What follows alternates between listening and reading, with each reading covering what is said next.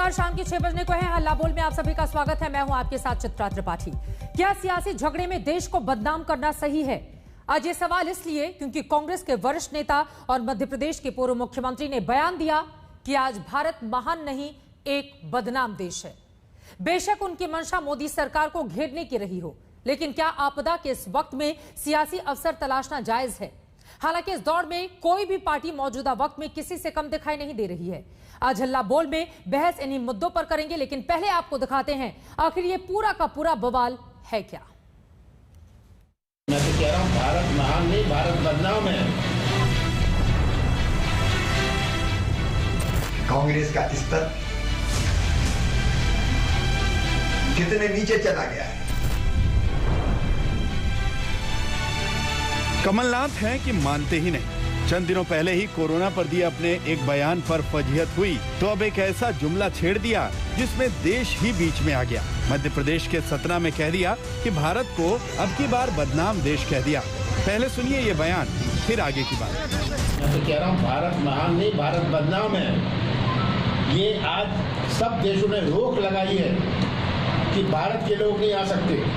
मैंने तो उस दिन कहा था उज्जैन में कि जो टैक्सी चलाते हैं अपने देश के लोग बाहर, मुझे तो किसी ने न्यूयॉर्क से फ़ोन किया कि जो भारत के लोग कुछ जो टैक्सी चलाने वाले हैं उनकी टैक्सी में कोई नहीं बैठने को तैयार। ऐसा बदनाम किया अपने देश को।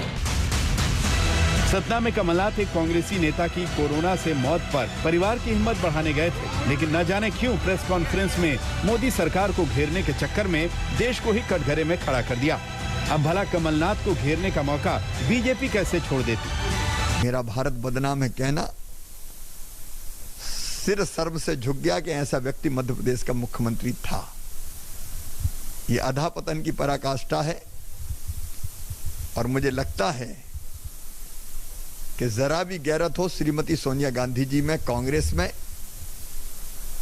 तो कमलनाथ को पार्टी के बाहर करना चाहिए। शिवराज ने तो कह दिया कि कमलनाथ ने अपना मानसिक संतुलन खो दिया, लेकिन बीजेपी सिर्फ इतने से नहीं मानी, राशन पानी लेकर कांग्रेस पर चढ़ गई। सतना जिले के मैहर में जिस सर्किट हाउस में कमलनाथ कुछ देर के लिए ठहरे थे, उस जगह बीजेपी कार्यकर्ताओं ने गंगा जल से छिड़काव किया। दलील ये कि इससे उस स्थान का शुद्धिकरण हो जाएगा जहां देश के खिलाफ बयान देने वाले आए थे। घिनौने वक्तव्य पे कांग्रेस पार्टी शांत क्यों है? कांग्रेस की अध्यक्षा श्रीमती सोनिया गांधी जी ने चुप्पी क्यों नहीं तोड़ी? क्या वो ऐसे बयान का समर्थन करती हैं? क्या उनका मानना है कि भारत आज महान नहीं है, बदनाम है? हालांकि बयान पर सियासी भूचाल के बाद शायद कमलनाथ को एहसास हुआ कि अब सफाई देनी भी जरूरी है।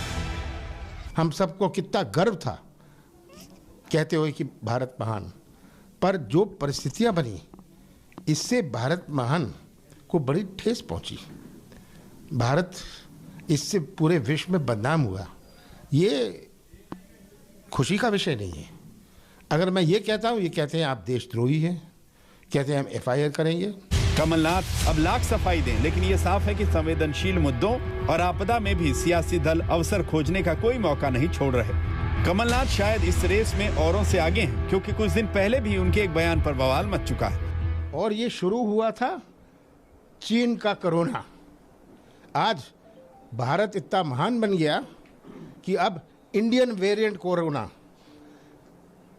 विश्व के प्रधानमंत्री और राष्ट्रपति आज इंडियन वेरिएंट कोरोना से डरे हुए हैं। देशों ने बैन कर दिया, सिंगापुर देश जैसे देश ने बैन कर दिया।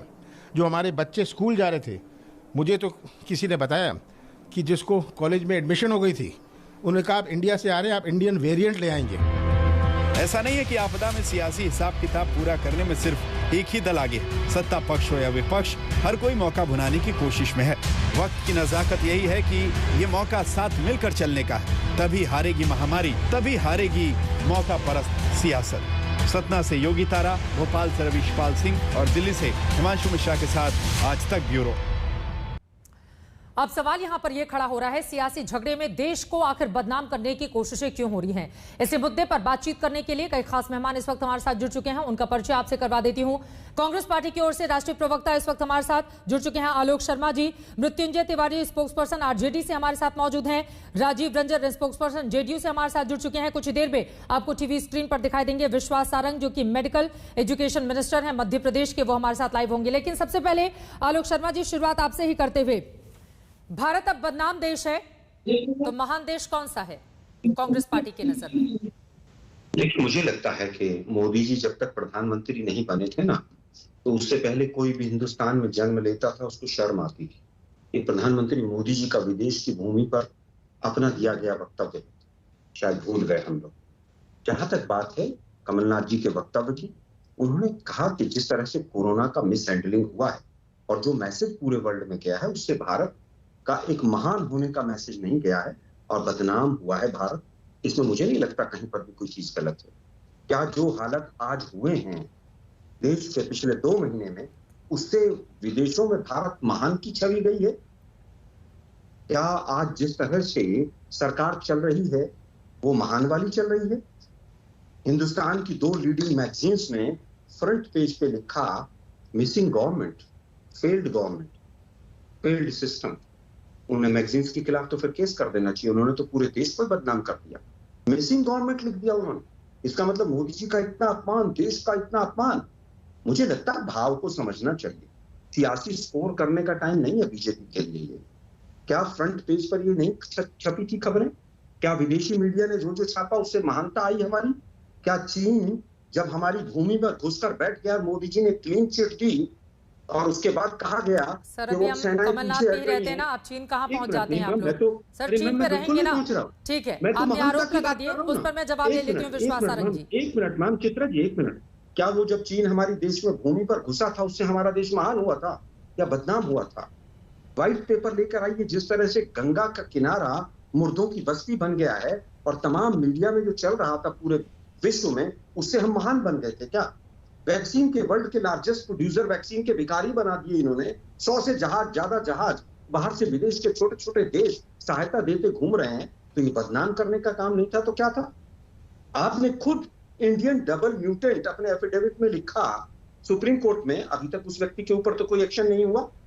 आपके मंत्री गो कोरोना गो, भाभी जी पापड़, और मंत्री अंताक्षरी खेल रहे थे और रामायण खेल रहे थे, और यहाँ पर ऑक्सीजन से लोग जो हैं बाहर फुटपाथ पर दम तोड़ रहे थे। ठीक है सर, अब जवाब सुन लीजिए। इकट्ठा बोलते जाएंगे तो जवाब कैसे मिलेगा? विश्वास सारंग जी, वो कह रहे हैं कि महान आखिर देश को कैसे बताएं जब कोरोना से लड़ने में सरकार पूरी तरह से फेल साबित हुई? तो देखिए, ये तो सीधी सीधी बात हो गई, चोरी और सीना जोरी। मुझे तो अच्छा लगता कि आलोक शर्मा जी आज यहाँ आकर इस बात का खेद व्यक्त करते, माफी मांगते कि कमलनाथ जी ने गलत बात कही। मुझे इस बात का बहुत दुर्भाग्य है। मुझे लगता है इससे शर्मनाक और कुछ हो नहीं सकता कि कांग्रेस के नेता लगातार इस देश को बदनाम करने में लगे हैं। और मेरा स्पष्ट आरोप है, देखिए, कांग्रेस का ये एजेंडा है जो कहीं ना कहीं किसी ना किसी फॉरेन देश के स्क्रिप्टेड एजेंडे के माध्यम से चल रहा है। और इसीलिए तो बातें उठती हैं मीडिया के माध्यम से कि क्यों अंधेरी रात में राहुल गांधी और सोनिया गांधी चाइना के अधिकारियों से मिलते हैं। इसीलिए तो बात निकलती है कि क्यों राजीव गांधी फाउंडेशन में फॉरेन का पैसा आता है। ये स्पष्ट है कि कांग्रेस कहीं ना कहीं अंतर्राष्ट्रीय स्तर के जो षड्यंत्र हिंदुस्तान के खिलाफ हो रहे हैं उसमें शामिल है। कमलनाथ जी का बयान ऐसे ही नहीं आ जाता, ये स्लिप ऑफ टंग नहीं है। ये केवल इसलिए नहीं कहा जाता कि कोरोना को लेकर वो चिंतित है, बल्कि इसलिए कहा जाता है कि वो इस देश को बदनाम करना चाहते हैं। और जब आलोक शर्मा जी जैसे विद्वान प्रवक्ता इसका समर्थन करते हैं तो मुझे बहुत शर्म आती है। मुझे तो ऐसा लग रहा था कि आज कांग्रेस का अधिकृत प्रवक्ता आएगा और वही कहेगा कि ये कमलनाथ का व्यक्तिगत बयान है, कमलनाथ जी ने गलत कहा है, कमलनाथ जी निश्चित रूप से इस पर माफी मांगे। पर इसमें कहीं कोई हमें संकोच नहीं लगता या हमें कोई आश्चर्य नहीं होता। जो सालों तक एक परिवार की दहलीज पर नाक रगड़कर राजनीति करने वाले लोग इस देश का मान और सम्मान बढ़ाएंगे नहीं, मान और सम्मान घटाएंगे। इनके लिए हिंदुस्तान कौन है? इनके लिए हिंदुस्तान जवाहरलाल नेहरू है। इनके लिए भारत कौन है? इनके लिए भारत इंदिरा गांधी है। इनके लिए भारत सोनिया गांधी और राहुल गांधी और प्रियंका गांधी है। इनके लिए हिंदुस्तान का मान और सम्मान नहीं है। ये तो इटली का सोचते हैं, इटली का बोलते हैं और इटली का खाते हैं। केवल और केवल हिंदुस्तान को बदनाम करना, हिंदुस्तान के मान और सम्मान को अंतर्राष्ट्रीय स्तर पर नीचा दिखाना, ये कांग्रेस की परिपाटी हो गई है। मैं कांग्रेस के नेताओं को कहना चाहता हूं, आप हमें गाली दो, आप भारतीय जनता पार्टी को गाली दे दो, आप हमारे नेताओं को गाली दे दो, पर हिंदुस्तान को गाली मत दो। मैं हाथ जोड़कर निवेदन करना चाहता हूं कांग्रेस के नेताओं को कि इस देश में जिस प्रकार से विघटन की राजनीति फैलाकर आप अंतर्राष्ट्रीय स्तर पर हिंदुस्तान का नाम बदनाम कर रहे हो, ये बहुत ही दर्दनाक भी है, शर्मनाक भी है। और आज मुझे और ज्यादा इस बात को लेकर दुर्भाग्य लगता है कि आज कांग्रेस ने अधिकृत रूप से कमलनाथ जी का बयान का समर्थन कर दिया। अब कमलनाथ जी का एक बयान आपने चित्रा और सुना होगा, उन्होंने एक प्रेस कॉन्फ्रेंस में यह भी बोल दिया, क्या झूठ है, क्या फरेब है। उन्होंने ये बोला है कि एक व्यक्ति जो एक पत्रकार है, वो अग्रवाल साहब की मृत्यु हो गई है, बहुत दुर्भाग्यपूर्ण मृत्यु है किसी की भी। वो ये कह रहे हैं कि मृत व्यक्ति ने मुझे बताया कि मेरी मृत्यु नकली रेमडेसिविर लगाने से हुई थी। इससे आप उनका स्तर समझ सकते हो। मुझे बड़ा आश्चर्य होता है। मुझे लगता है 50 साल तक इस देश की राजनीति में काम करने के बाद अपने व्यक्तिगत हवाई जहाज से घूमने वाला व्यक्ति कहां से पैसा आया? ये हिंदुस्तान ने दिया भाई तुम्हें, ये हिंदुस्तान ने दिया। ओर से कहा गया जिसको तुम बदनाम की बात कर रहे हो। मुझे बताया था कि मेरी मौत गलत इंजेक्शन दिए जाने के कारण हुई, उस मृत व्यक्ति ने बताया था। कमलनाथ जी ने ऐसा कोट करते हुए कहा। गलत नहीं, उन्होंने कहा मैं अभी मिलके आया हूं, उन्होंने मुझे बताया, ये बोल रहे हैं वो। और मैं तो ये कहना चाहता हूं कमलनाथ जी, 1984 के दंगे में, सिख दंगे में आपके हाथ थे। ठीक है सर, 1984 में नहीं, वर्तमान में रहते हैं। आलोक शर्मा जी, आपस में तो लड़िए, आपस में अपनी अपनी राजनीति चमकाइए, मगर देश को तो बदनाम मत कीजिए ना सर। मेरा भारत महान था, है और रहेगा। सर, हर किसी के भीतर ये जज्बा होना चाहिए। हमें कोरोना से लड़ना है ना, आपसे दुश्मनी और राजनीति आप आपस में करते रहिए, लेकिन कम से कम भारत के लिए इस तरह के शब्दों का इस्तेमाल तो मत कीजिए। भारत महान किसी एक व्यक्ति की वजह से नहीं बना है। अरे नहीं मैम, मैं उत्तर देता हूँ। देखिए, मुझे लगता है कि इमोशनल कार्ड प्ले करने से भारत महान नहीं होगा। भारत महान था, महान है, महान रहेगा, लेकिन जिस तरह के कृत्य इस सरकार के रहे हैं, वो महानता कम हुई है और विश्व में बदनामी फैली है। पहली चीज, ना तो मैं चूड़ी लेकर बैठा प्रधानमंत्री मोदी के लिए, जो बीजेपी के प्रवक्ता बैठते थे, और ना मैं ये कह रहा हूं कि हमारा रुपया आईसीयू में चला के आया। भाइयों बहनों मित्रों, आप कहने सब विदेशी मीडिया के हाथ में खेल रहे हैं। मैं अखबारों के नाम ले देता हूं ना, लीडिंग हिंदुस्तान के जो न्यूज़पेपर हैं, उन्होंने फ्रंट पेज पर क्या छापा है, क्या वो भी हमारे हाथों में खेल रहे हैं? आईएमए ने 1000 करोड़ का जिस तरह से दावा ठोका है लाला रामदेव पर, आपके 2 केंद्रीय मंत्री उनकी दवाई बिकवा रहे थे, उससे तो बहुत महानता आ रही थी। उत्तर प्रदेश के चुनाव में सरकार कहती है 3 शिक्षकों की मौत हुई और शिक्षक संघ कहता है 1621 की हुई, इससे तो बड़ी महानता हुई हो। सुप्रीम कोर्ट, हाई कोर्ट ने जो फटकार लगाई, वो भी ऐसा ही हुआ होगा। और जो 5 विधायक आपके जिनकी मृत्यु हुई यूपी में बिना दवाई बिना इलाज के, वो भी शायद कांग्रेस पर खेल रहे होंगे। और वो फर्जी किट, जो टूल किट थी, ट्विटर पर आप कहां तक पहुंच गए और वो न्यायालय तक चला गया मामला, उससे तो बड़ी इज्जत हुई होगी। आपने किसी भी एक भी मीडिया के खिलाफ जो विदेशी था और भारत को बदनाम कर रहा था, क्या डिप्लोमेटिक दर्ज आपने विरोध दर्ज किया? क्या किसी एक एम्बेसडर ने किसी देश की सरकार को चिट्ठी लिखी? नहीं लिखी, क्योंकि आप लोग केवल राजनीति करना चाहते हैं। चलिए ठीक है, केवल राजनीति विश्वासारंग आप लोग कर रहे हैं। 2 और मेहमान हैं, उन दोनों का मैं रुख करूंगी। जल्दी अपनी बातें खत्म करेंगे, उसके बाद मैं आपके पास तुरंत क्रॉस क्वेश्चन के साथ आऊंगी। ठीक है सर, विश्वासारंग जी, वो तो गिना रहे हैं ना, और देखिए दुर्भाग्यपूर्ण स्थिति तो देश में है ही, पूछना चाहता हूं, तो उनके एक शब्द को पकड़कर बीजेपी क्यों बैठ गई है? मैं एक बात चित्रा में एक बात आपसे पूछना, आपके माध्यम से आलोक जी से पूछना चाहता हूं। ये इस प्रोग्राम में बताएं कि हिंदुस्तान महान है या कमलनाथ जी ने जो कहा है हिंदुस्तान बदनाम है, ये कांग्रेस के नेता बताएं। और यदि ये बोलते हैं कि हिंदुस्तान महान है, तो फिर कमलनाथ जी को कांग्रेस पार्टी से बाहर निकालें। केवल कह देने से नहीं होगा, देखिए ये बात सही है, कमलनाथ जी के कहने से नहीं कहने से कुछ नहीं होगा। हिंदुस्तान महान था, महान है, महान रहेगा। पर यह बात जरूर है कि कांग्रेस के कृत्यों के कारण हिंदुस्तान का मान और सम्मान लगातार दुनिया में कम हो रहा है। हिंदुस्तान की भारत मां का सर शर्म से झुक रहा है। जिस प्रकार से कांग्रेस के नेता केवल और केवल एक परिवार की चाटुकारिता करते अब जरा 2 लाइन में इनका जवाब सुन लेते हैं, उसके बाद हिंदुस्तान को जो बदनाम करते हैं। आलोक शर्मा जी, आपको पता है कि दिन रात हमारे डॉक्टर्स जूझ रहे हैं इस भारत की महानता कायम रहे उसके लिए। लाखों की तादाद में मेडिकल स्टाफ अपनी जान की परवाह किए बगैर फ्रंटलाइन वर्कर्स बने हुए हैं ताकि देश को बचाया जा सके।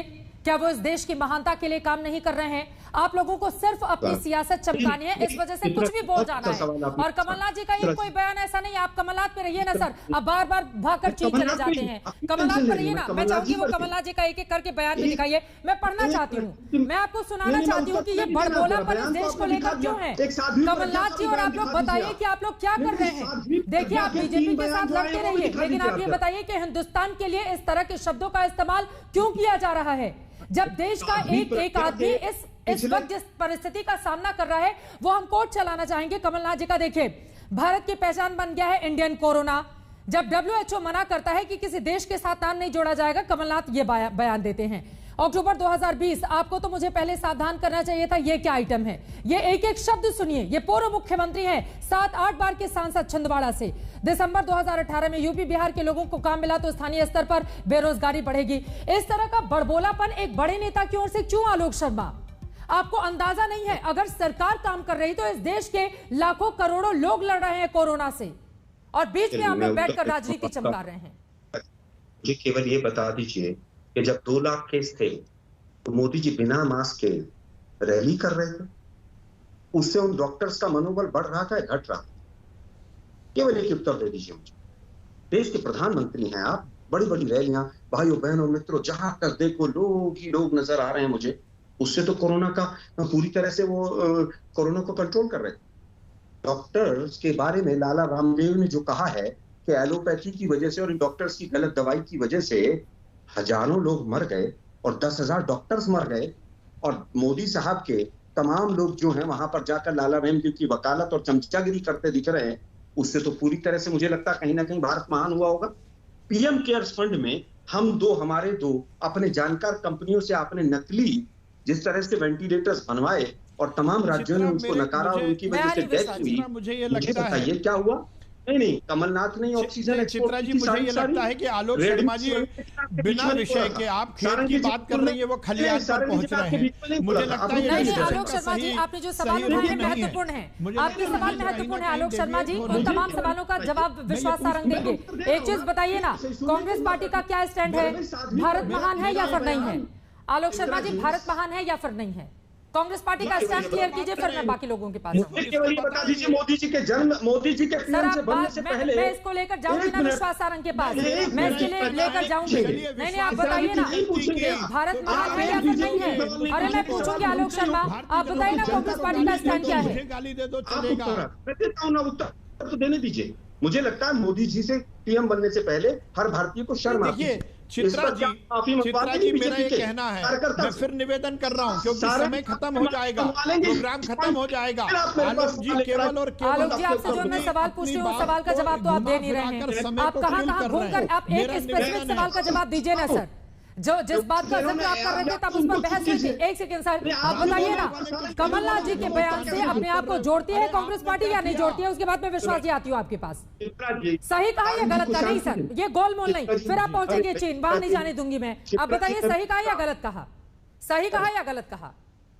प्रज्ञा ठाकुर के 4 बयान चलाने सर सही कहा या गलत कहा? साध्वी प्रज्ञा ठाकुर के गोबर वाले बयान का खंडन किया था हम लोगों ने, गलत बताया था उसको। ठीक है सर, मत जाइए साध्वी प्रज्ञा ठाकुर पर। आप ये बताइए कमलनाथ जी, सर वो तो पूर्व मुख्यमंत्री रहे हैं ना, मेरा भारत महान है या फिर नहीं है? आलोक शर्मा, हिंदुस्तान के लोग मेरा भारत महान से किसी भी तरह का कोई कॉम्प्रोमाइज नहीं करेंगे। आलोक शर्मा अपना स्टैंड क्लियर कीजिए, बाकी लोग भी इंतजार कर रहे हैं। देखिए, मुझे लगता है कि भारत महान था, महान है, महान रहेगा। यानी कि कमलनाथ ने गलत बयानी की, यानी कि आपके पूर्व मुख्यमंत्री ने गलत बयानी की। सुनिए ना, आप बीजेपी प्रवक्ता की तरफ। सर बीजेपी प्रवक्ता नहीं बन रही हूँ सर, भारत की बात है यहाँ पर, बीजेपी की बात नहीं हो रही है, यहाँ हिंदुस्तान की बात हो रही है। और आप अकेले नहीं लड़ रहे हैं, और आप लोगों से ज्यादा हमारे फ्रंटलाइन वर्कर लड़ रहे हैं अपनी जान को जोखिम में डालकर।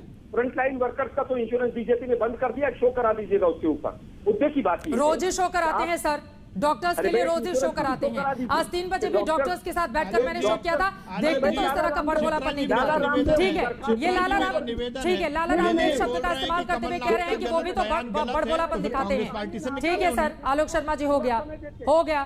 विश्वास सारंग जल्दी बोले, राजीव रंजन जी और मृत्युंजय तिवारी भी इंतजार कर रहे हैं। विश्वास सारंग जी आप जवाब दीजिए, इनके सवाल तो महत्वपूर्ण है ना। देखिए किसी एक व्यक्ति की एक लाइन पकड़कर हम उस पर हंगामा खड़ा करने लगे, और देश में जो स्थिति बनी हुई है उसको लेकर विश्वास सारंग जी आप लोग विश्वास पैदा करने में नाकाम क्यों साबित हो रहे हैं? वर्कर को हतोत्साहित किया।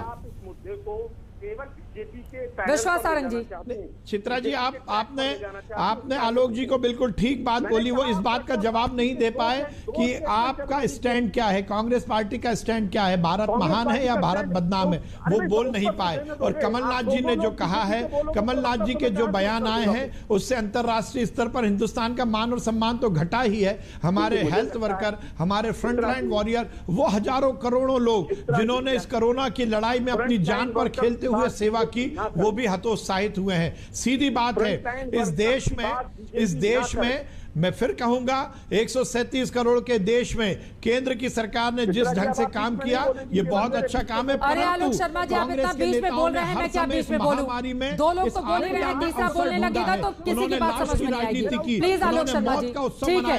कांग्रेस ने नहीं, विश्वास सारंग जी आप कांग्रेस पर मत जाइए ना, मैंडेट आपको मिला है तो आप कांग्रेस को जिम्मेदार नहीं ठहरा सकते।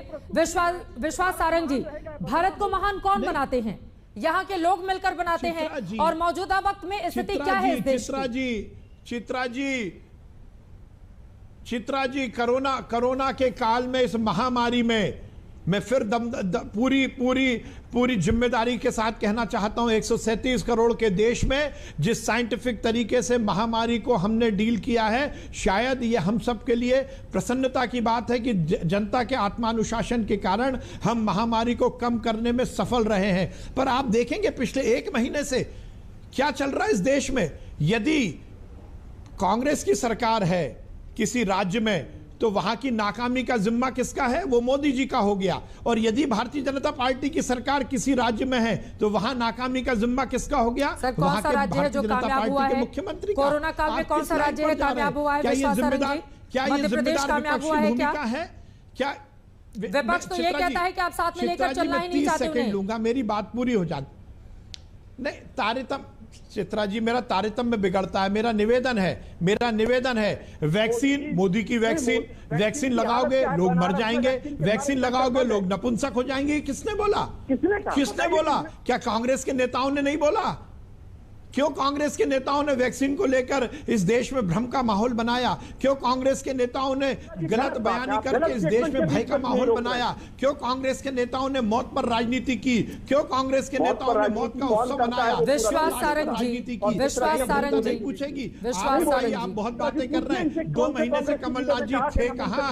राहुल गांधी और सोनिया गांधी है कहाँ? अरे आलोक शर्मा जी आपकी आवाज तो सुन रहे हैं, आलोक शर्मा जी आपकी आवाज सुन रहे हैं। विश्वास सारंग, मुझे बीच में बोलने की जरूरत नहीं है, आप खुद ही बोल रहे हैं।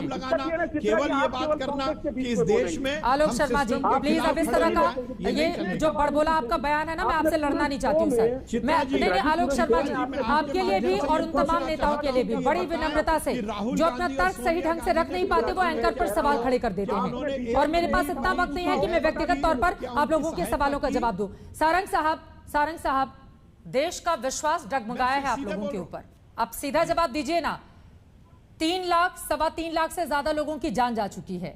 अभी भी स्थिति ऐसी नहीं है जिसको हम कहें कि बहुत बेहतरी की दिशा में हिंदुस्तान आगे बढ़ रहा है। सब चीज का ठीकरा कांग्रेस के सर फोड़ देना, यह कहां तक जायज है सर? नहीं डगमगाया।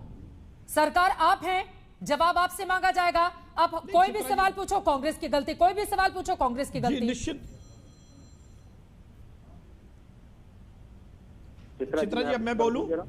जल्दी से अपनी बात 45 सेकंड दे देंगे तो मैं अपनी पूरी बात कर दूंगा। प्लीज कंप्लीट कीजिए। मैं फिर निवेदन करना चाहता हूं, हम अपनी जिम्मेदारी से ना अलग हट रहे हैं ना भाग रहे हैं। हम पूरी जवाबदारी के साथ जनता की सेवा करना चाहते हैं, परंतु आलोक शर्मा जी से यह कहिए कि इस तरह की बातें वो राजस्थान के मुख्यमंत्री के बारे में भी प्रश्न पूछें। वो ये बताएं कि भूपेश बघेल जी ने वैक्सीन क्यों नहीं लगवाई। वो ये बताएं कि कांग्रेस समर्थित जो महाराष्ट्र है उसकी स्थिति कैसे हुई। मैं ये नहीं कहना चाहता, इसीलिए मेरा ये मानना है कि इस महामारी में हमें पार्टी पॉलिटिक्स से ऊपर बोलिए आलोक शर्मा जी। राजीव रंजन जी और मृत्युंजय तिवारी जी मैं आपके पास आऊंगी। ठीक है सर, बोलिए आलोक शर्मा। राहुल गांधी ने किया क्या, सोनिया गांधी ने किया क्या, आलोक शर्मा जी ने क्या किया, ये बताओ, क्या सेवा की ये बता। ठीक है विश्वास सारंग जी, जब आप सुनिए, बोलिए आलोक जी। देखिए मुझे लगता है डिजास्टर मैनेजमेंट एक्ट में सारे के सारे अधिकार केंद्र सरकार के पास आज भी है, ऑक्सीजन डिस्ट्रीब्यूशन से लेकर तमाम चीजों के। क्या विपक्ष की कमेटी के आधार पर कोई आपने रेमडेसिविर और 11 लाख एक्सपोर्ट किए थे? क्या राहुल गांधी जी से पूछकर आपने 6.5 करोड़ वैक्सीन विदेशों में भेजे थे अपनी वाहवाही के लिए? क्या वेंटिलेटर्स में पीएम केयर फंड में जो ऑर्डर दिए थे बिना टेंडर के, वो राहुल गांधी जी से पूछकर दिए थे? क्या जिस तरह से ऑक्सीजन के डिस्ट्रीब्यूशन पर सुप्रीम कोर्ट और हाई कोर्ट फटकार लगा रहा था आपको, क्या वो भी राहुल गांधी जी की वजह से लगा रहा था? आपने जो कोर्ट में एफिडेविट दिया उसमें इंडियन डबल म्यूटेंट दिया, जिस अधिकारी ने लिखा अभी तक उस पर एक्शन क्यों नहीं? आलोक जी, आप इस बात को आपने राहुल गांधी का नाम लिया, आप ये बता दो कि राहुल गांधी ने कोरोना काल में क्या किया? आप ये बता दो सोनिया गांधी जी ने कोरोना काल में क्या किया? आप ये बता दो कांग्रेस के एक नेता को कि उसने कोरोना काल में जनता की सेवा की हो। आप ये बता दो कि राहुल गांधी। चलिए ठीक है सर, एक छोटे से ब्रेक के लिए हमें रुकना पड़ा है। विश्वास सारंग जी आपका यहीं पर शुक्रिया, आप हमारे साथ आधे घंटे के लिए जुड़े हुए थे। रामेश्वर शर्मा जी एमएलए बीजेपी के हमारे साथ ब्रेक के बाद जुड़ेंगे और उसके बाद बिहार के दोनों मेहमान हमारे साथ जुड़े हुए, उनके पास भी हम जाएंगे। लेकिन इससे बड़ा सवाल यह खड़ा हो रहा है, इस देश में जब खाद्यान्न की कमी थी उस वक्त हमने हरित क्रांति की, जिस वक्त नौनिहालों के लिए दूध की कमी थी उस वक्त श्वेत क्रांति की। 90 के दशक में जब परेशान था देश आर्थिक मोर्चे पर आर्थिक सुधार हमने किए। मौजूदा वक्त में क्या उसी तरह से स्वास्थ्य के लिए क्रांति की जरूरत नहीं है? और इस क्रांति को करने के लिए क्या सत्ता पक्ष और विपक्ष एक साथ नहीं आ सकते? जब जनता की बात हो तो अपने राजनीतिक हितों को किनारे हमारे नेता क्यों नहीं रखते हैं? और भारत की महानता पर सवाल क्यों खड़ा किया जाता है? यहीं से चर्चा में आगे बढ़ेंगे। छोटे से ब्रेक के बाद हम फौरन लौटेंगे। हल्ला बोल लगातार जारी है, कहीं जाएगा मत, आप देखते रहिए आज तक। सियासी झगड़े में देश बदनाम क्यों, इसी मुद्दे को लेकर हल्ला बोल में लगातार हमारी बहस जारी है। कमलनाथ के बयान पर बवाल मचा हुआ है, लगातार सत्ता पक्ष उनके आरोपों पर सवाल खड़े कर रहा है और उनकी मंशा को लेकर भी पूछा जा रहा है कि आखिर देश को कटघरे में खड़ा करके कांग्रेस पार्टी को हासिल क्या होगा। लेकिन यहां पर सीधे मैं आपके पास आते हुए, चूंकि हमारे साथ इस वक्त बीजेपी के विधायक रामेश्वर शर्मा जी भी जुड़ चुके हैं, लेकिन मृत्युंजय तिवारी जी सबसे पहले आप बताइए, देश महान है या फिर नहीं? कांग्रेस के साथ चूंकि आप लोगों ने चुनाव लड़ा था तो आपका स्टैंड क्लियर होना चाहिए। देखिए चित्रा जी, देश महान था, महान है, महान रहेगा, और जिस महानता को लेकर के जो अपनी पीठ थपथपा रहे हैं, ये 6 वर्षों से देश महान नहीं हुआ है। राष्ट्रभक्ति का भी सर्टिफिकेट यही देंगे, देशभक्ति का भी सर्टिफिकेट बीजेपी वाले देंगे, राम भक्ति का भी सर्टिफिकेट बीजेपी वाले देंगे। 70 वर्षों से जिन्होंने देश को चलाया, इस ऊंचाइयों पर पहुंचाया, जिसके कारण देश महान है, आप उनको नजरअंदाज करेंगे। विपक्ष भी सरकार का अंग होता है, और जिस तरह से यहाँ विपक्ष का मजाक उड़ाया जाता है, विपक्ष की बातों को अनसुनी किया जाता है, विपक्ष सहयोग करने के लिए तैयार है, लेकिन आप तो लाशों के अंबार गंगा मां के गोद में बिछा दिए हैं और आप कह रहे हैं महान है, बदनाम है। ये महानता की सर्टिफिकेट चित्रा जी बीजेपी वाले ना दे, ये देश महान है। तो कमलनाथ जी ने कहा है ना, उनके बयान के साथ सहमत हैं आप, नहीं सहमत हैं? अरे इसमें कहा उन्होंने सरकार के परिप्रेक्ष्य में कहा है, सरकार की नाकामी के कारण आज देश की अगर बदनामी हो रही है तो ये तो कहना पड़ेगा ना चित्रा जी, ये हाल क्यों हुआ देश का। नाकामी तो सरकार की रही है। आज आप देख लीजिए, चारों ओर महंगाई से उसी तरह तो आप सरकार से लड़ेंगे ना कि देश को कटघरे में खड़ा करेंगे? आप सरकार के ऊपर उंगली उठाएंगे ना कि देश को कटघरे में लाकर खड़ा कर देंगे और कहेंगे कि नहीं महान नहीं रह गया? ठीक है सर। राजीव रंजन जी, विपक्ष की आवाज को आप लोग दबाने का काम करते हैं, सुनते हैं नहीं। 130 करोड़ देशवासियों के बल पर ठीक है, बड़ा है और महान है भारत, इस बात से कोई इनकार नहीं कर सकता। राजीव रंजन जी, लेकिन सरकार की नाकामी को तो विपक्ष सबसे पहले तो चित्रा जी, आपकी नाकामी तो विपक्ष बताएगा ना, वो ये कह रहे हैं। देखिए, सबसे पहले तो 5000 वर्षों से ज्यादा पुराना ये देश, जिसकी संस्कृति, जिसकी विरासत, जिसकी परंपराओं पर हर भारतीय को नाज है। हमारी अस्मिता का, हमारे स्वाभिमान को कहीं ना कहीं कमलनाथ जी के इस बयान से चोट पहुंची और सरकारें विफल हो सकती है, केंद्र की सरकार हो या राज्यों में जहां ये तथाकथित विपक्ष के नेताओं के बड़बोले बोल, क्या इनकी सरकारें नहीं है?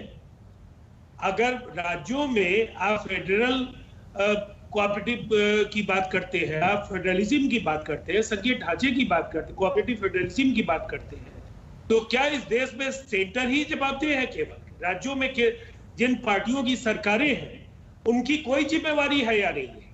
मैं तो मानता हूं कि हमारे राज्य में हमारी सरकार अगर है तो अगर कहीं अव्यवस्था होगी तो हमारी ही जवाबदेही होगी।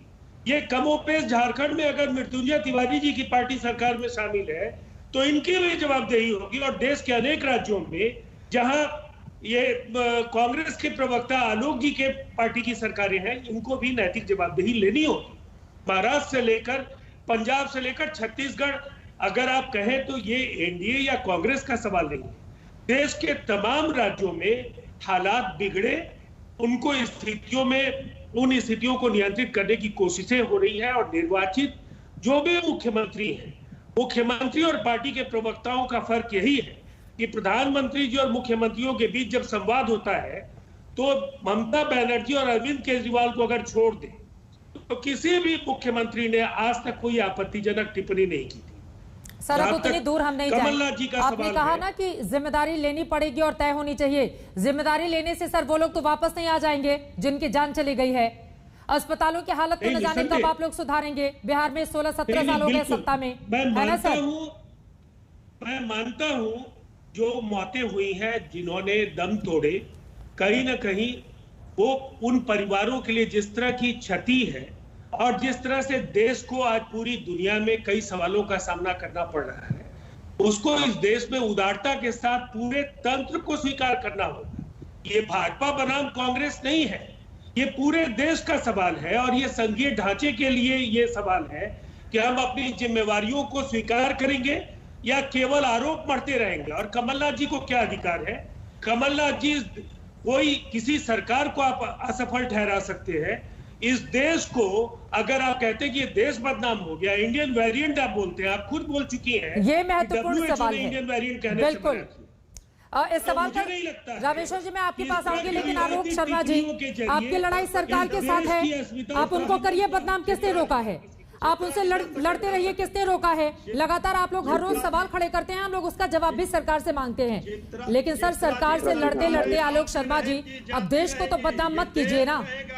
ठीक है सर, ठीक है मृत्युंजय जी, देश को तो बदनाम मत कीजिए ना आलोक जी। ना हमारी लड़ाई बीजेपी से है, ना हमारी लड़ाई सरकार से है। हम केवल विपक्ष के नाते जो कमियां हैं उनको उजागर कर रहे हैं और उजागर करेंगे। जहां तक बात है कि महान देश कैसे बना, एक मिनट साहब, अरे लेकिन मैं आपके बीच में राजीव रंजन बिल्कुल नहीं बोला, मेरी बात ठीक है। राजीव जी एक बार प्लीज उनकी बात सुन लीजिए। आलोक जी, लेकिन कोई देश एक दिन में या एक महीने में महान नहीं बनता है। आलोक शर्मा जी, नहीं आप सुनिए। आलोक जी, अब बड़ी दिक्कत है आप लोगों के साथ। देखिए, आप ही के नेता ने, सुनिए ना, आप ही के नेता ने इस तरह का बड़बोलापन दिखाया है, जिसके बाद आपसे सवाल पूछा जा रहा है। पूछ रही हूँ ना सर, मैंने उनको शांत भी करवाया। आप बोलिए ना, हम तो कह रहे हैं कि सरकार से लड़ते लड़ते देश को कटघरे में खड़ा करने की क्या जरूरत है? अब बीच में मत बोलिएगा, आपका सवाल पूरा हो गया। अगर मुझे कहीं लगेगा कि बीच में बोलने की जरूरत है तो मैं बोलूंगी। अब अपनी बात आगे बढ़ाइए। आप कांग्रेस के बीच में बोलेंगे, मुझे पता है सर। ये कांग्रेस और बीजेपी आप लोग करते रहिए, पत्रकार को मत सिखाइए, है ना सर? प्लीज आप अपनी बात आगे बढ़ाइए और ये व्यक्तिगत टिप्पणी छोड़ दीजिए। बढ़िया। एक बार भी राजीव रंजन से पूछने की हिम्मत नहीं की कि सबसे ज्यादा डॉक्टर की डेथ बिहार में हुई, इसके लिए कौन जिम्मेदार है? सर, मैं आपको बताते चलूं, राजीव रंजन और जेडीयू की सरकार को लेकर कई शो मैंने ही किए हैं। आलोक शर्मा जी, सर्टिफिकेट मत दीजिए मुझे, ठीक है ना सर? एम्बुलेंस वाले खबर पर मैंने ही 1 घंटे का डिबेट किया था, पप्पू यादव वाली खबर पे। प्लीज आलोक शर्मा जी तो मत जाइए ना, आप उस पर जब नहीं जानते हैं तो। आप रहिए कमलनाथ पर, आप रहिए कमलनाथ पर सर। जब मैं बोलना शुरू करता हूँ आप मेरे से ज्यादा। सर, अब आपको जानकारी का अभाव है तो मैं करेक्ट करूंगी ही ना आलोक जी। प्लीज अपनी बात आगे बढ़ाइए। क्या मेरी कौन सी जानकारी का अभाव है? आपने कहा कि बिहार की सरकार से ये नहीं पूछते अरे बिहार की सरकार को लेकर कई शो मैं खुद कर चुकी हूँ। ये देखिए, दर्शक देख रहे होंगे आज कि आप कैसे कांग्रेस के प्रवक्ता को इंटरप्ट करते हैं। सर अब फिर वही बात, ये कांग्रेस के प्रवक्ता को, ये चैनल पे बैठे हैं। सर सुनिए ना, आलोक शर्मा चैनल पे बैठे हैं, सुनिए जरा, अब वो चालू हो जाएंगे या तो आप बोलेंगे। राजीव जी एक सेकंड सुन तो लीजिए प्लीज, मैं पूछ रही हूँ ना राजीव जी, मैं पूछ रही हूँ। आलोक जी प्लीज, समय नहीं है, वो बीजेपी के विधायक भी आए हुए हैं, उनसे उनके लिए भी बहुत सारे सवाल हैं। अब अपनी बात को आगे बढ़ाइए। मुझे लगता है कि देश महान बना पंडित नेहरू जी से लेकर और आज तक के एक मजदूर से लेकर हर प्रधानमंत्री ने उसमें अंदर योगदान दिया।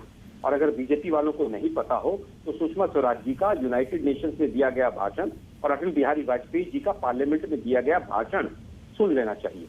IIT, IIM से लेकर एम्स से लेकर तमाम इंस्टीट्यूशन से लेकर, और जो आप श्वेत क्रांति और हरित क्रांति और इकोनॉमिक रिफॉर्म्स की बात कर रही थी, सब कांग्रेस की देन है। लेकिन मोदी जी की क्या देन है जरा सुन लीजिए। मोदी जी की देन है 12 करोड़ लोगों को बेरोजगार कर दिया, 10 लाख किसान देश की राजधानी के बॉर्डर पर बैठे हैं। देखिए देश महान बन रहा है। देखिए अब आप फिर शुरू हो गए। आप चित्रा जी नहीं रोकेंगे, आपको नहीं रोकेंगे चित्रा जी। अरे भाई आप लोगों का क्या वो हो गया? हिंदुस्तान की आजादी के समय सुन लीजिए राजीव रंजन जी, एक बार उनकी बात पूरी हो जाए। ठीक है, रामेश्वर शर्मा जी भी बीजेपी के विधायक बैठे हुए हैं। ठीक है सर, सुन लीजिए एक बार, सुन लीजिए आलोक शर्मा। गरीबी रेखा से नीचे देश के प्रधानमंत्री मोदी जी बनने के बाद 8 करोड़ लोग उल्टे गरीबी रेखा के नीचे चले गए। क्या इससे देश महान बन गया? -23.9% GDP ग्रोथ रेट हो गई, इससे महान बन गया। पर कैपिटा इनकम बांग्लादेश से पीछे चली गई। इन लोगों को शर्म भी नहीं आती है तर्क देते हुए। और चित्रा जी आप कहते हैं हमारे ज्ञान का अभाव है। आप 2 बाइट चला दीजिए मोदी जी की जो देश के बारे में उन्होंने वक्तव्य दिए हैं, लेकिन आपकी हिम्मत नहीं है। आप इनसे पूछ लीजिए क्या बेरोजगार देश महान होता है क्या? आप इनसे पूछ सकते हैं कि जहां वैक्सीन सेंटर खुलने से पहले बंद हो जाए वो देश महान होता है क्या? इनसे पूछ लीजिए कि ऑक्सीजन की कमी की वजह से लार्जेस्ट प्रोड्यूसर हमने दिया था। 4 साल के अनाज के भंडार भर के दिए थे 2014 में इनको। लोगों को वैक्सीन नहीं लेने के लिए प्रेरित करने वाले 15 लाख की फौज, 15 लाख की बड़ी फौज हमने इनको दी थी। उससे महान बनता है देश। पाकिस्तान के 2 टुकड़े हमारी फौज ने किए थे, उससे महान बनता है देश। देश के प्रधानमंत्री के झूठ बोलने से महान बनता है। ठीक है, चलिए आपने आरोप लगाए हैं उस पर मैं बीजेपी के विधायक का जवाब ले लेती हूँ। ठीक है राजीव रंजन जी, रामेश्वर शर्मा जी जवाब दीजिए। वो कह रहे हैं वैक्सीनेशन सेंटर बंद हो जाएं, कैसे महान बनेगा देश? लोग बेरोजगार हो जाएं, कैसे महान बनेगा देश? जवाब दीजिए राजीव रंजन जी, 1 मिनट। रामेश्वर शर्मा जी। और राजीव रंजन जी ने काफी उनके सवालों के जवाब दिए हैं। मैं चित्रा जी आपके माध्यम से आलोक जी से ये प्रश्न करना चाहता हूँ कि आज पंडित जवाहरलाल नेहरू अगर जिंदा होते, जवाब दीजिए ना सर, आपको प्रश्न करने के लिए बुलाया, जवाब देने के लिए बुलाया। जवाहरलाल नेहरू जी जिंदा होते, इंदिरा गांधी जी होते, तो क्या कमलनाथ के इस स्टेटमेंट का समर्थन करते? कमलनाथ का जो भारत बदनाम करने वाला स्टेटमेंट है, इसका इंदिरा जी समर्थन करती? बताइए मुझे, बताइए इंदिरा जी समर्थन करती? अरे देशभक्तों की पार्टी है तो इतना ध्यान रखिए, लड़ाई आपकी भारतीय जनता पार्टी से हो सकती है, लड़ाई आपकी मोदी जी से हो सकती है, लड़ाई भारतीय जनता पार्टी की सरकारों से हो सकती है। माफ करना आलोक शर्मा जी, कमलनाथ जी को बताइए, सोनिया गांधी जी को बताइए, राहुल गांधी जी को बताइए, झगड़ा अगर आपको है तो बीजेपी से 2-2 हाथ करिए, हिंदुस्तान को बदनाम मत करिए। शहीदों की चिताओं पर क्या जवाब दोगे? क्या जवाब दोगे पंडित जवाहरलाल नेहरू की समाधि पर जाकर? क्या जवाब दोगे इंदिरा गांधी की समाधि पर जाकर? क्या भारत बदनाम है? 70 साल की आजादी में क्या भारत बदनाम है? ये जवाब दोगे? धिक्कार है कांग्रेस को, धिक्कार है कमलनाथ जी को। ये तो सोनिया गांधी की कांग्रेस है जो इटली में पैदा और जन्मी है, उनकी कांग्रेस बन गई है। भारत की धरती पर पैदा हुआ कोई नेता होता तो कमलनाथ के इस स्टेटमेंट पर कमलनाथ को पार्टी से निकालकर बाहर कर देता। अरे एक एक करके अपनी बात करेंगे। रामेश्वर शर्मा जी, ये बातें तो बहुत अच्छी लगती है, सुनिए ना सर। एक तो आप लोगों की बात जवाहरलाल नेहरू से शुरू होती है, इंदिरा गांधी से होते हुए कहां तक पहुंचती है? ये बताइए, ये जो देश में बीते 2 महीनों में मौतें हुई हैं, उसके लिए कौन जिम्मेदार है? देश का स्वास्थ्य सेवा अगर लचर है, अव्यवस्थित है, उसके लिए कौन जिम्मेदार है? अगर कोरोना काल में अस्पतालों की बाहर लंबी लंबी लाइनें लगी रही और वहां पर नीचे लोगों का इलाज चलता रहा, उसके लिए कौन जिम्मेदार है? हर चीज के लिए आप विपक्ष पर ठीकरा थोड़ी ना फोड़ेंगे।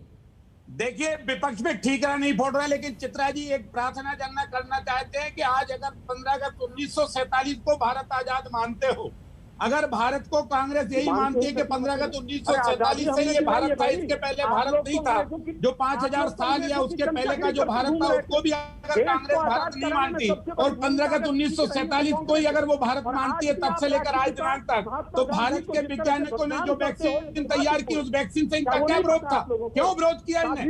क्यों कहा कि ये मोदी की वैक्सीन नहीं लग पाएंगे? क्यों कहा ये भारतीय जनता पार्टी की वैक्सीन नहीं लग पाएंगे? अरे साहब, हमने नहीं कहा, मोदी जी ने नहीं कहा, भारतीय जनता पार्टी ने नहीं कहा कि हमारी वैक्सीन है। हमने दोनों लोग बोलेंगे तो कैसे? आलोक जी, आपने आरोप लगाए थे, जवाब तो सुन लीजिए उनका। 12 करोड़ लोग। और रामेश्वर जी, आप मेन मुद्दे पर रहिए ना, आप मेन मुद्दे पर रहिए ना सर, आप इधर उधर बहुत भटका रहे हैं। रामेश्वर शर्मा जी, मेन मुद्दे पर रहिए। डॉक्टरों का अपमान किया आपने, ताली बजाकर अगर भारत के डॉक्टरों का देश ने सम्मान किया तो आपने कहा ताली बजाकर, थाली बजाकर। आपने कब भारत का सम्मान किया? जब से भारत कोरोना की लड़ाई लड़ रहा है चित्रा जी, कांग्रेस ने हर हमेशा कोरोना की लड़ाई में भारत के खिलाफ शब्द बोलने का काम किया है। जो कमलनाथ जी ने स्टेटमेंट दिया है, भारत का वायरस हो गया, कोरोना का भारत से जोड़ दिया, आज वो पाकिस्तान के फ्रंट पेपरों में छपा है। आप और पाकिस्तान में क्या फर्क है आलोक शर्मा? आप में और चीन में क्या फर्क है आलोक शर्मा? जो भाषा चीन बोलता है, जो भाषा पाकिस्तान बोलता है। आलोक शर्मा, दूसरे देशों में क्या मैसेज गया है इसका, इस बड़बोले बयान का? ठीक है, हो गई विधायक जी, आपकी बात हो गई। Alok Sharma ji, closing comment. आलोक जी, क्लोजिंग कमेंट। मुझे लगता है, देखिए मुझे लगता है इसको सकारात्मक आलोचना की तरह देखा जाना चाहिए। इस बयान को कैसी बातें कर रहे हैं आप? बदनामी विदेशों में हुई है, सरकार को माफी न मांगनी चाहिए देश से। जो लाखों लोगों का शरीर चला गया, जिनका देहांत हुआ, उनके परिवारों से देश के प्रधानमंत्री को माफी मांगनी चाहिए। और देश जिस तरह से पूरे विश्व में पिछले 6 साल में हर पायदान पे गिर रहा है, देश के प्रधानमंत्री को देश से माफी मांगनी चाहिए। ठीक है, कमलनाथ पे आप कुछ नहीं बोलेंगे। वो कमलनाथ जो कहते हैं कि भारत अब बदनाम देश है, उस पर आलोक शर्मा जी आप कुछ नहीं बोलेंगे। यहां पर सरकार को या फिर किसी भी नेता को समझना होगा, भारत महान किसी एक व्यक्ति या एक संस्था की वजह से नहीं बना है। भारत महान बना है आजादी से लेकर अब तक किए गए तमाम संघर्षों की बदौलत। ऐसे में कोई भी नेता जो तथाकथित बड़ा नेता है, पूर्व मुख्यमंत्री, इतनी बार का चुनाव लड़ा हुआ, अगर ये कहे कि भारत एक बदनाम देश हो चला है, तो अपने आप में यकीनन ये एक शर्मनाक बयान है और इसको लेकर कांग्रेस पार्टी उनको डिफेंड नहीं कर सकती है। अब सरकार की आलोचना कीजिए, उनको बदनाम कीजिए, उनसे लड़िए, उनसे आपका मुकाबला है, लेकिन कम से कम इस राजनीति में हिंदुस्तान को लेकर इस तरह के शब्दों का इस्तेमाल मत कीजिए। आखिर इस देश को बदनाम करने की कोशिशें क्यों हो रही हैं? कमलनाथ ने यकीनन बड़बोला बयान दिया है, जिसको लेकर बीजेपी लगातार हमलावर है और ये कह रही है कि सियासत अपनी जगह, लेकिन देश को बदनाम करने की ये सियासत नहीं होनी चाहिए। यकीनन कमलनाथ को अपनी बात रखने से पहले 10 बार सोचना होगा। भारत महान था, है और रहेगा। हल्ला बोल में अभी के लिए बस इतना ही। ब्रेक बोल के बोल वाली कहावत तो आपने सुनी होगी, लेकिन कमलनाथ एक के बाद एक अपने विवादास्पद बयानों की वजह से कटघरे में खड़े हो रहे हैं। अब उम्मीद यही है कि आगे कम से कम बोलने के पहले खासतौर से देश के बारे में वो जरूर सोचेंगे। एक ब्रेक के बाद फौरन लौटेंगे। आगे शंखनाद जरूर देखिएगा। Presented by